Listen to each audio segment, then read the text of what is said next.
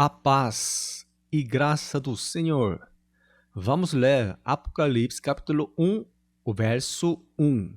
Revelação de Jesus Cristo, a qual Deus lhe deu para mostrar aos seus servos as coisas que brevemente devem acontecer, e pelo seu anjo as enviou e as notificou a João, seu servo. Em Apocalipse, capítulo 1, no verso 1, está escrito que Apocalipse é a revelação de Jesus Cristo. A revelação e a visão têm significados completamente diferentes.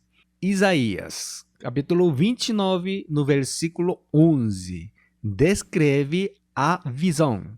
Vamos ler juntos. Pelo que toda visão vós, e como as palavras de um livro selado que se dá ao que sabe ler, dizendo, ora, lê isto, e ele dirá, não posso, porque está selado. Como tal, a visão é um livro selado e requer interpretação. E outra passagem que fala da visão é Abacuque, capítulo 2, versículo 3. Vamos ler juntos. Porque a visão é ainda para o tempo determinado, e até ao fim falará, e não mentirá.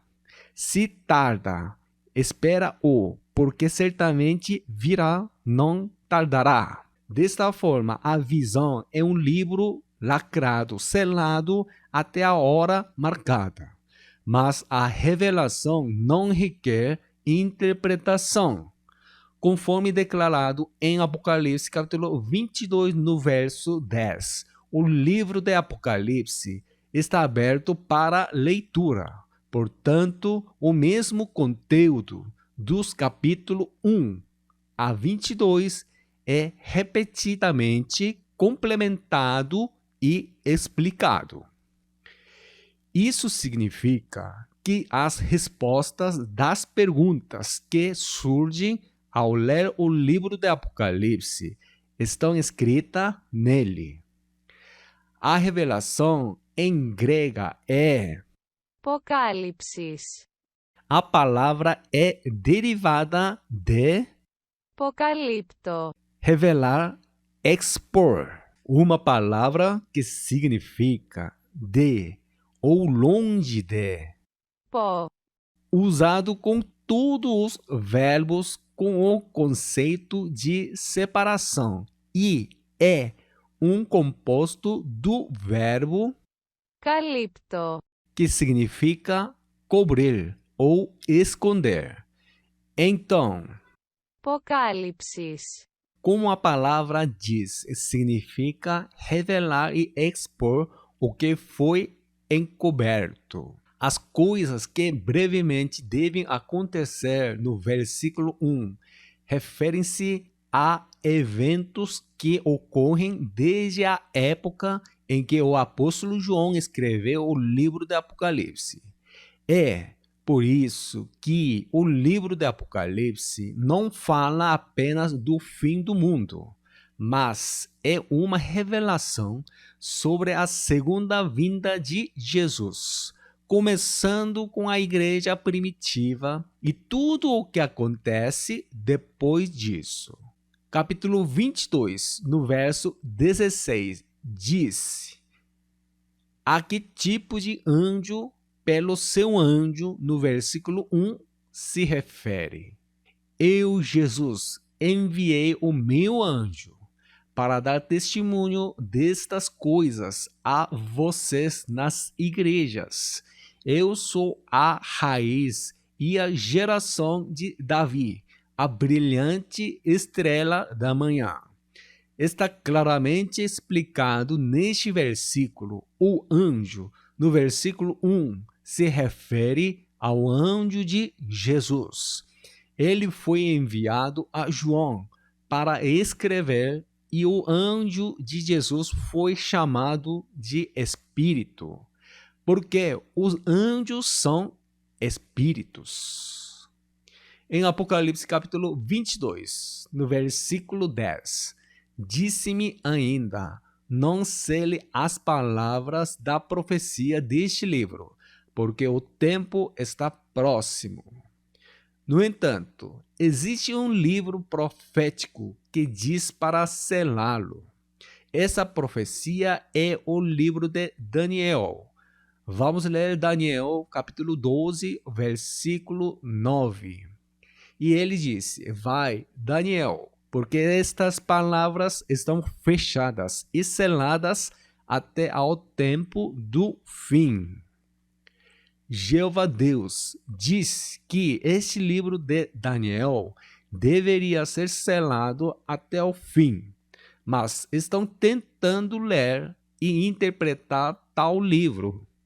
Se você ler o livro do Apocalipse primeiro e depois ler o livro de Daniel, o conteúdo da visão no livro de Daniel será aberto.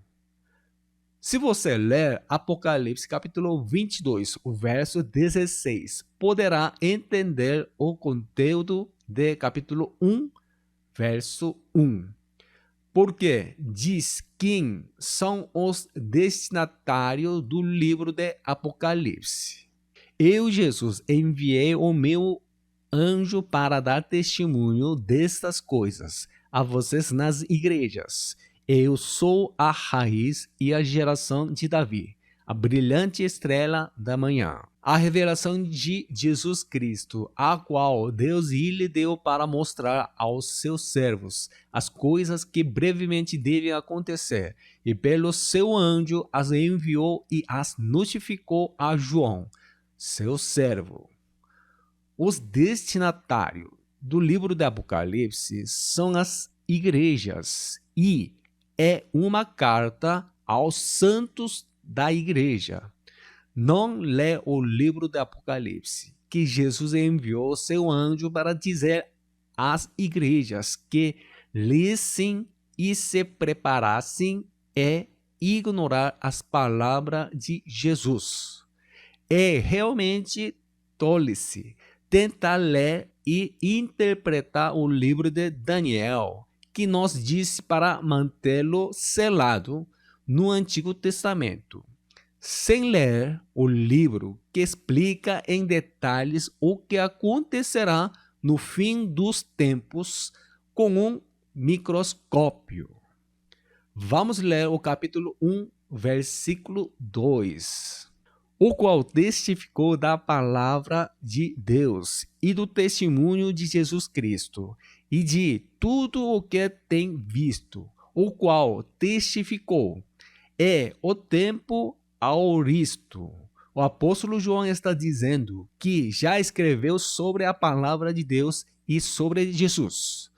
Foi registrado no Evangelho de João e 1 João, e em 5 versículos dessas epístolas, o apóstolo João testificou que Jesus era o Filho unigênito de Deus. Copiei e deixei os 5 versículos abaixo. Por favor, leiam. Copiei e deixei os 5 versículos. Por favor, leiam mais tarde. João capítulo 1, verso 14. João capítulo 1, verso 18. João capítulo 3, verso 16. João capítulo 3, verso 18. 1 João capítulo 4, verso 9. O Filho unigênito em grego é μονογενής. Isso significa que existe apenas um Filho de Deus.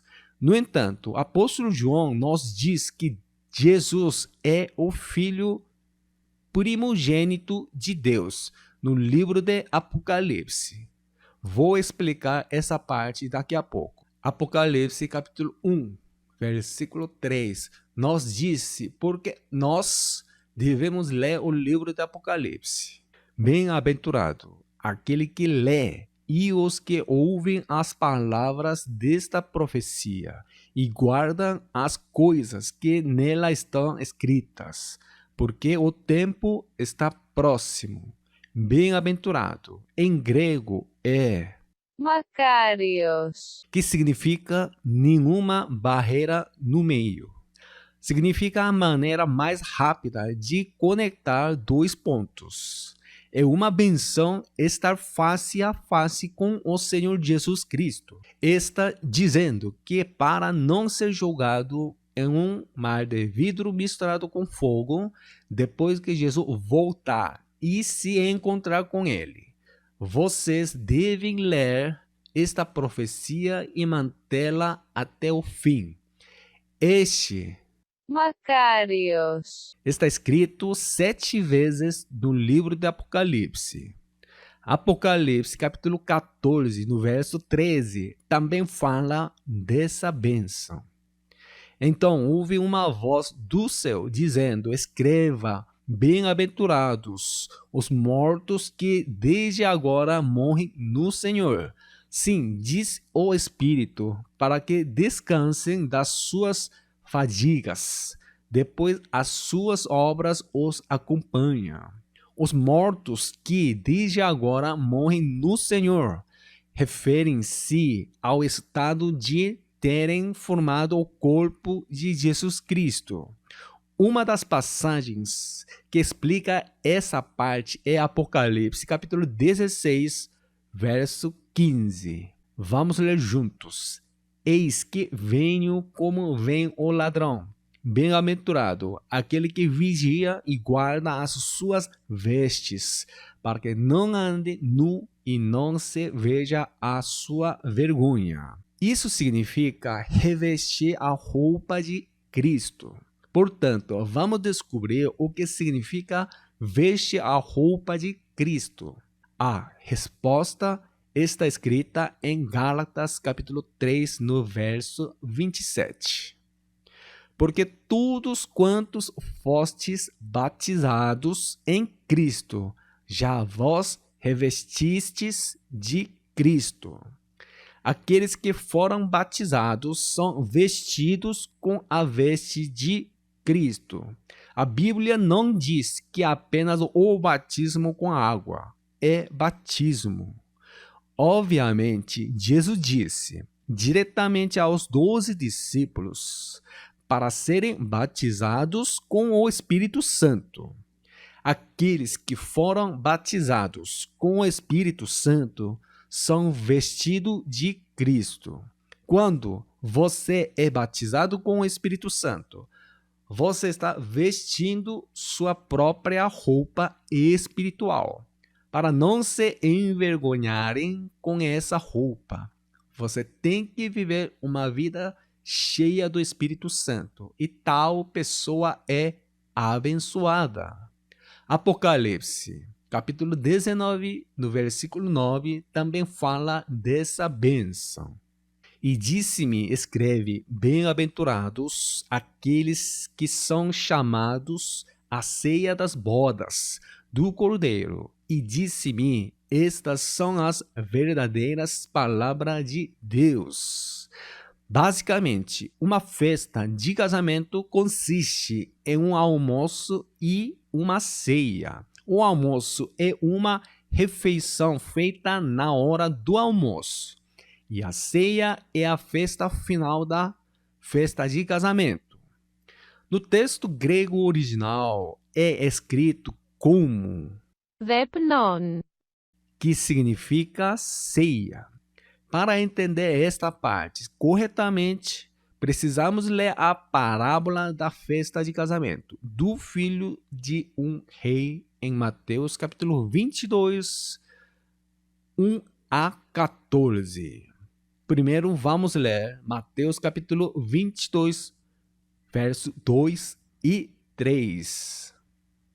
O reino dos céus é semelhante a um certo rei que celebrou as bodas de seu filho e enviou os seus servos a chamar os convidados para as bodas, e estes não quiseram vir.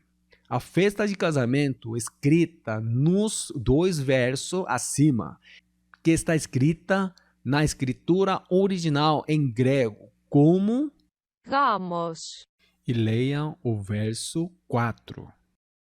Depois enviou outros servos, dizendo: Dizei aos convidados: Eis que tenho o meu jantar preparado. Os meus bois e cevados já mortos, e tudo já pronto. Vinde às bodas. A versão Almeida Revista e Corrigida está mal traduzida. Vejamos outra versão traduzida. A versão Almeida Revista e Atualizada. Enviou ainda outros servos, com esta ordem: Dizei aos convidados: Eis que já preparei o meu banquete. Os meus bois e cevados já foram abatidos, e tudo está pronto. Vinde para as bodas. Almeida Revista e Atualizada está devidamente traduzida. Do texto grego original está escrito como, Christon. que significa almoço.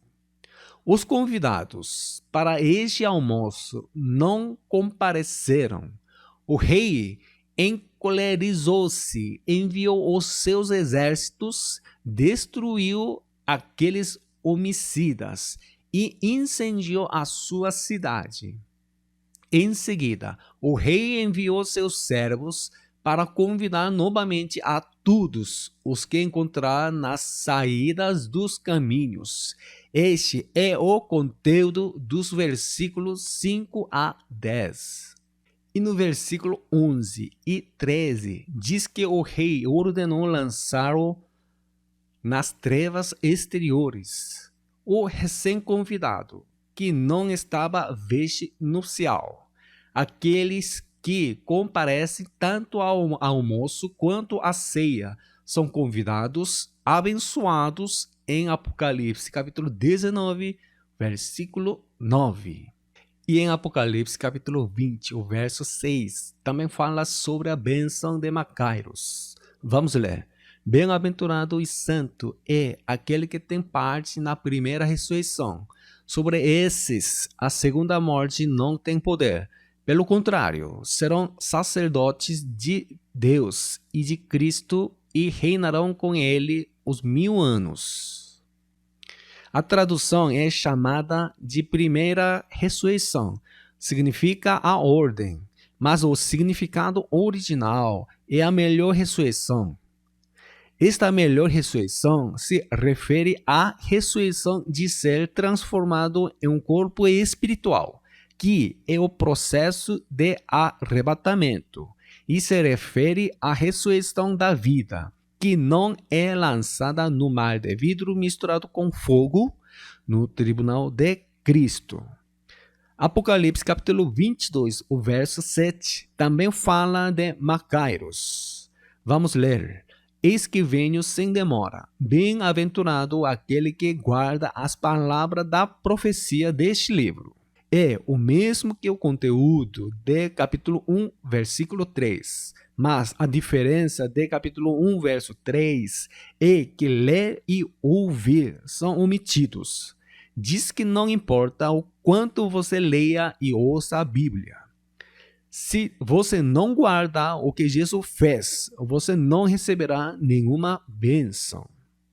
E em Apocalipse capítulo 22, capítulo 14, Jesus falou sobre Macairos também. Bem-aventurados aqueles que lavam as suas vestes, para que tenham direito à árvore da vida e entrem na cidade pelos portões.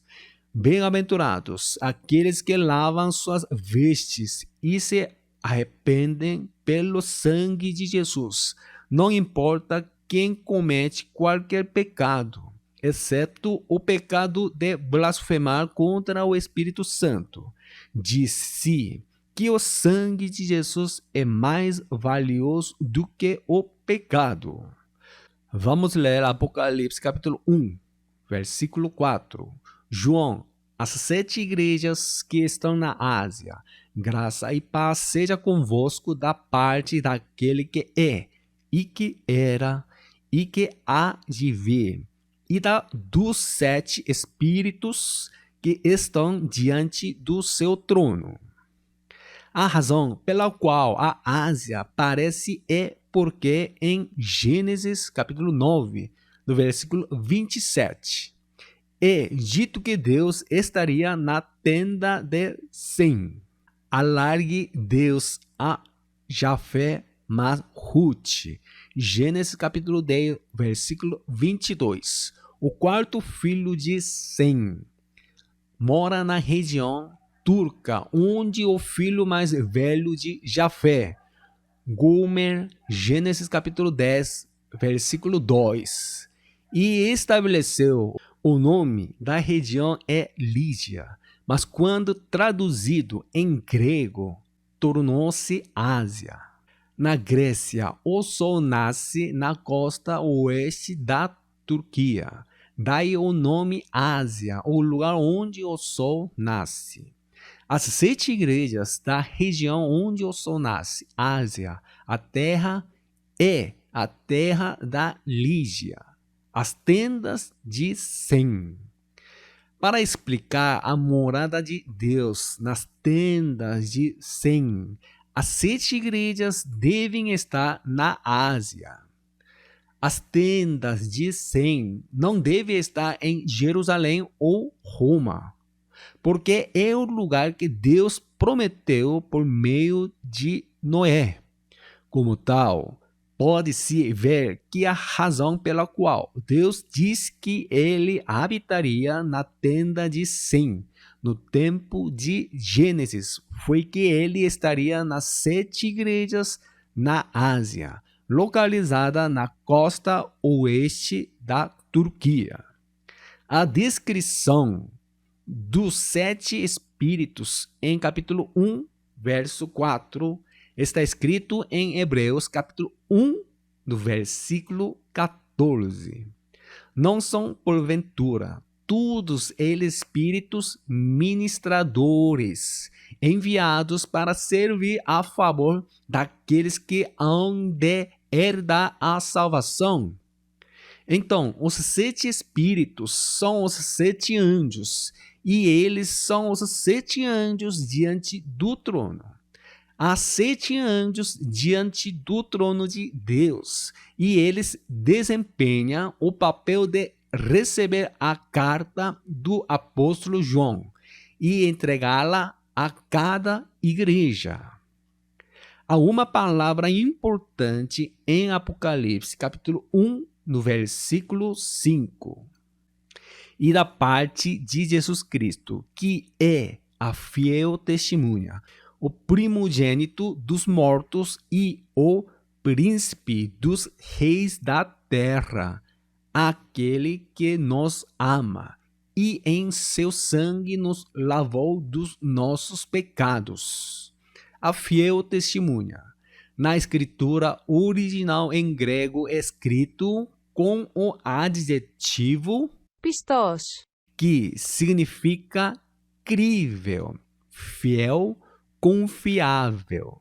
Ou seja, pode ser traduzido como um testemunho de fé e pode ser interpretado como uma pessoa que prova claramente a fé. O livro do Apocalipse fala de Jesus como testemunha da fé. Fé significa ser persuadido pela palavra de Deus. Em Hebreus capítulo 12, no verso 2.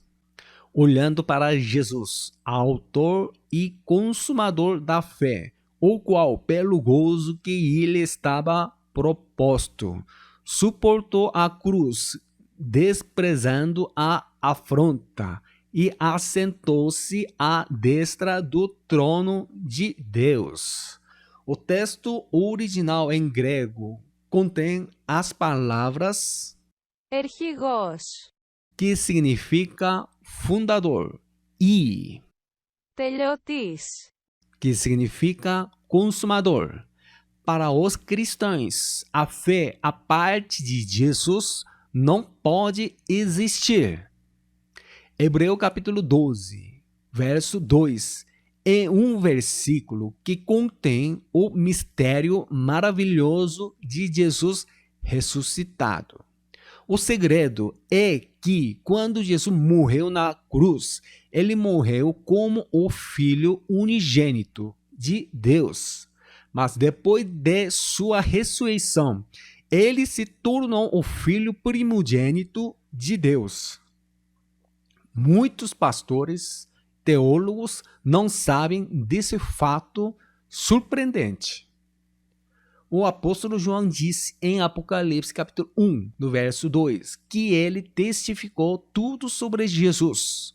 Afinal, se pudesse descrever Jesus em uma palavra, ele era o Filho unigênito. Foi escrito que ele mostrou o amor de Deus. Enquanto escrevia o livro de Apocalipse, havia outra coisa para testificar sobre Jesus. Quando Jesus morreu e ressuscitou, ele abriu o caminho para nos tornarmos filhos de Deus, ao ressuscitar como o filho mais velho e primeiro entre os muitos filhos de Deus.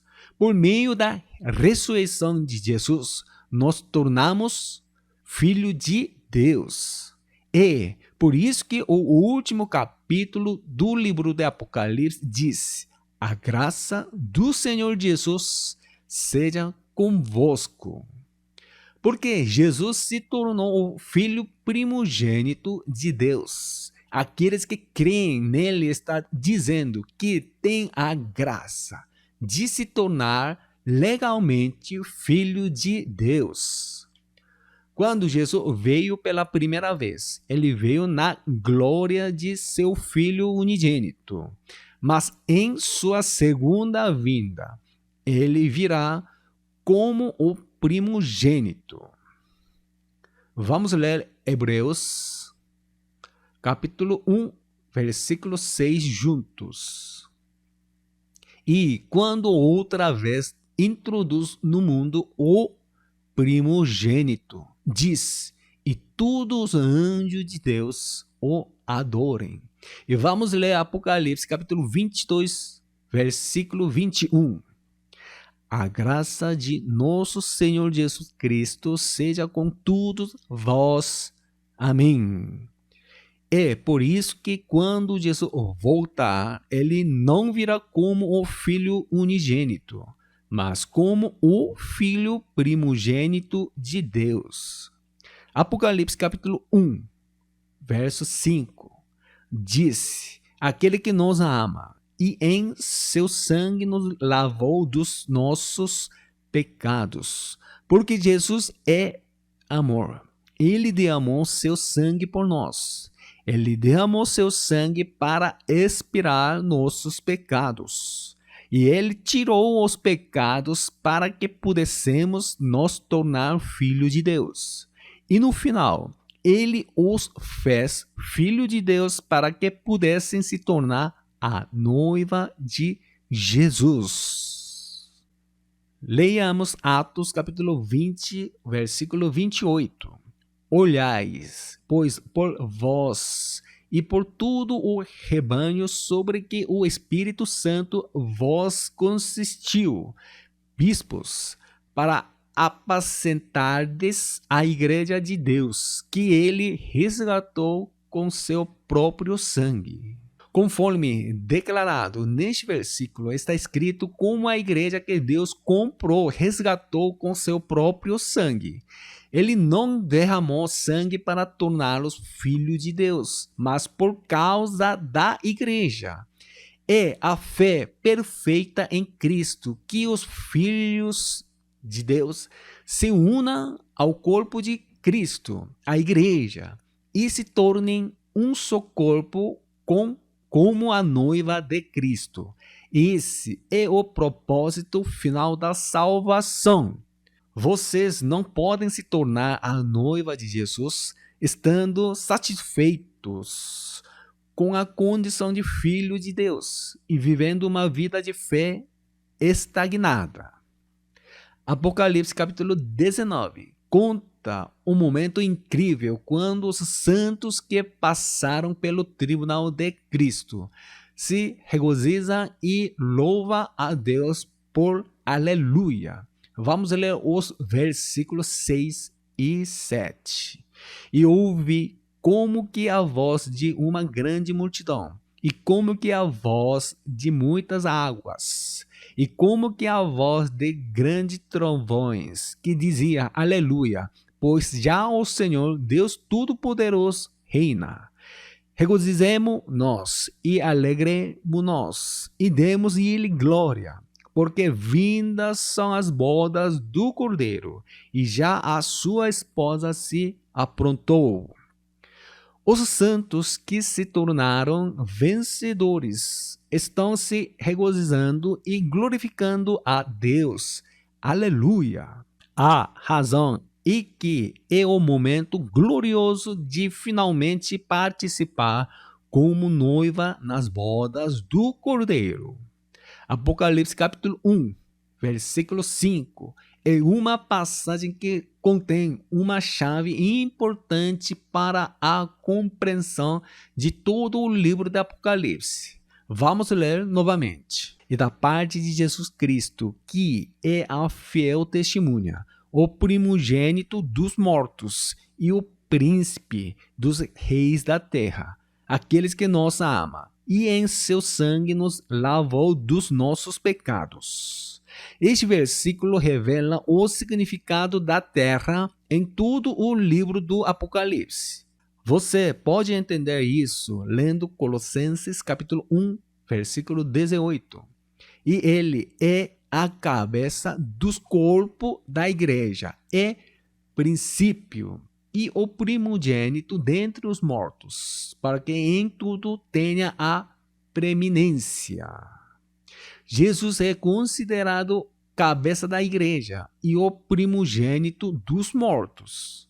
Como em Apocalipse capítulo 1, verso 5, está escrito que ele foi o primogênito entre os mortos. E ele diz que é o cabeça da igreja, visto que Apocalipse capítulo 1, verso 5, diz que ele é o cabeça dos reis da terra. Então, podemos ver que a terra é a igreja, afinal. Vamos ler Apocalipse capítulo 1, verso 6. E nos fez reis e sacerdotes para Deus e seu Pai. A ele glória e poder para tudo o sempre. Amém. Os reis e sacerdotes estão se referindo a servir como sacerdotes durante o reino do milênio, que é realizado no ar antes de eles entrarem na santa cidade, a Nova Jerusalém. Aqueles que vencerem serão feitos sacerdotes. E agora, 24 anciões estão oferecendo sacrifício no terceiro céu. Quando o reino do milênio começar, aqueles que vencerem se tornaram sacerdotes de Deus e de Cristo e reinarão por 1000 anos. O versículo que explica com a precisão esta parte é Apocalipse capítulo 20, versículo 6. Bem-aventurado e santo é aquele que tem parte na primeira ressurreição. Sobre esses, a segunda morte não tem poder. Pelo contrário, serão sacerdotes de Deus e de Cristo e reinarão com ele os 1000 anos. Para se tornar um sacerdote durante o reino do milênio, é necessário se tornar um vencedor. O versículo que explica esta parte é Apocalipse capítulo 2, versículo 26. Ao vencedor, que guarda até o fim as minhas obras, eu lhe darei autoridade sobre as nações. A palavra milênio não aparece na Bíblia. No entanto, se você ler os versículos com atenção, ele é chamado de reino de 1000 anos, porque é um reino que reina por 1000 anos. A palavra santo em bem-aventurado e santo, escrita em Apocalipse capítulo 20, no versículo 6, é, Ποιος. em grego, que é um adjetivo. No entanto, quando esse adjetivo se torna um substantivo, ele se torna um santo e também se torna uma forma plural e se torna os santos. Vamos ler Apocalipse capítulo 1, versículo 7. Eis que vem com as nuvens, e todo olho o verá, até os mesmos que o transpassaram, e todas as tribos da terra se lamentarão sobre ele. Sim, amém. É Jesus quem vem na nuvem. Ele virá em nuvens do terceiro céu nos ares. Jesus virá nas nuvens e a explicação dessa nuvem é dada em Mateus capítulo 25, no versículo 31. E quando o Filho do Homem vier em sua glória e todos os santos anjos com ele, então se assentará no trono da sua glória. Quando Jesus voltar no ar, ele virá com todos os anjos no terceiro céu, porque o Pai Celestial também virá no ar com Jesus. Não há necessidade de anjos no terceiro céu. Apenas o arcanjo pode acompanhar todos os anjos. É por isso que Jesus é o arcanjo. Vamos ler Judas capítulo 1, verso 9. Mas o arcanjo Miguel, quando contendia com o diabo e disputava a respeito do corpo de Moisés, não ousou pronunciar juízo de maldição contra ele, mas disse: o Senhor te repreenda.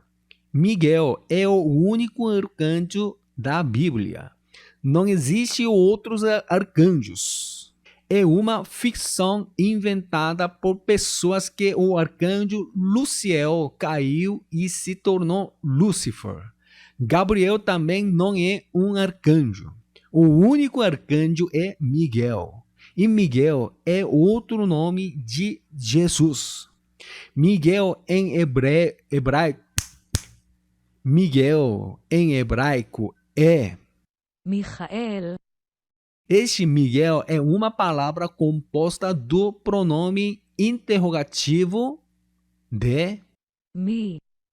que significa alguém, a conjunção de, Que. que significa fez algo, quando usado com uma conjunção que leva à cláusula de objeto de um verbo transitivo. E, El. que significa Deus.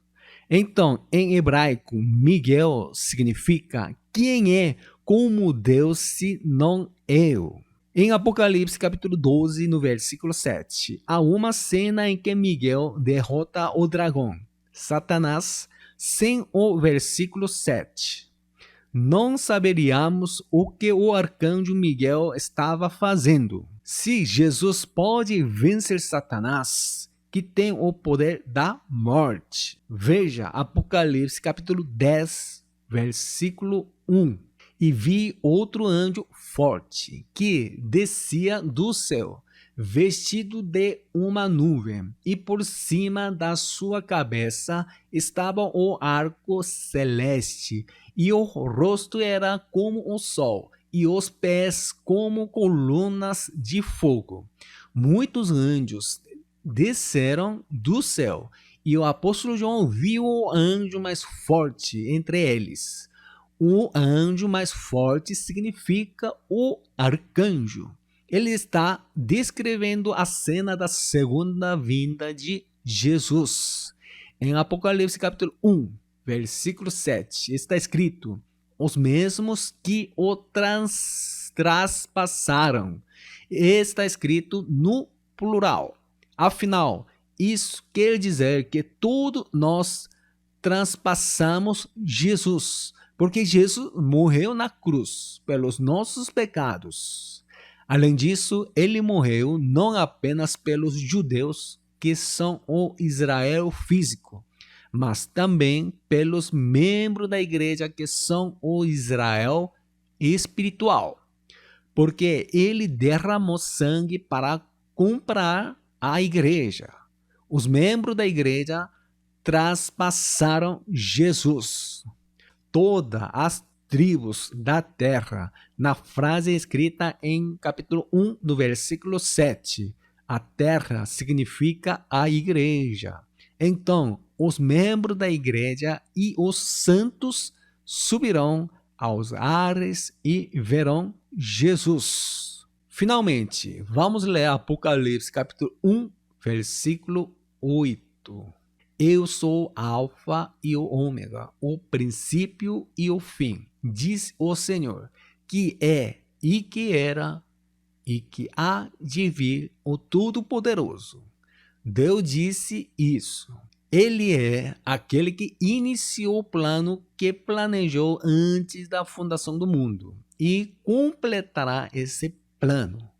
O conteúdo desse plano está registrado em Apocalipse capítulo 19, no versículo 6.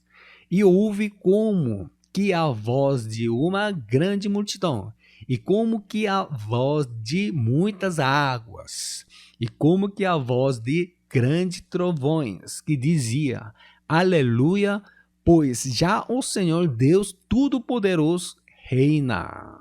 Já o Senhor Deus Todo-Poderoso reina. Na escritura original em grego é registrado no pretérito como reinou. Está explicando que aquele que iniciou o casamento do Cordeiro é o Alfa e o Ômega, que encerrou o casamento do Cordeiro. Este plano está escrito em Gênesis capítulo 2, no versículo 24.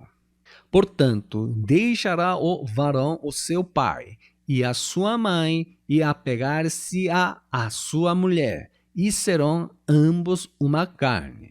Serão ambos uma carne. O significado original na escritura original em grego é a declaração de forte vontade de Deus, de que eles deveriam se tornar um só corpo. Em Gênesis, Deus já havia declarado que certamente fará isso. E o Alfa que declarou que os dois se tornaram um só corpo. E o Ômega é a cerimônia de casamento em que o noivo Jesus Cristo e sua noiva, que é a igreja, se torna um só corpo. Quando a cerimônia de casamento for realizada em capítulo 19, no versículo 6, será aleluia. Do Novo Testamento, a palavra aleluia aparece apenas em Apocalipse capítulo 19. Em Gênesis, o plano de Deus desde o início é Alfa, e quando for concluído se tornará Ômega. Jesus também disse em Apocalipse capítulo 22, no versículo 13, o que Deus Pai disse em Apocalipse capítulo 1, no verso 8, que eu sou o Alfa e o Ômega. Vamos ler os versículos 12 e 13. Eis que venho sem demora, e comigo está a recompensa que tenho para dar a cada um segundo as suas obras. Eu sou o Alfa e o Ômega, o primeiro e o último, e o princípio e o fim. Tenho para dar a cada um segundo as suas obras. Fala do tribunal de Cristo. Quando Deus iniciou todos esses planos, podemos saber que Jesus também estava lá. A Bíblia afirma claramente que Deus Pai também é Alfa e Ômega, e que Deus Filho também é Alfa e Ômega. É uma verdade inegável que existe um Deus Trindade. No próximo vídeo, compartilharemos as palavras de Apocalipse, capítulo 1, versículo 9 e 10. Deus os abençoe.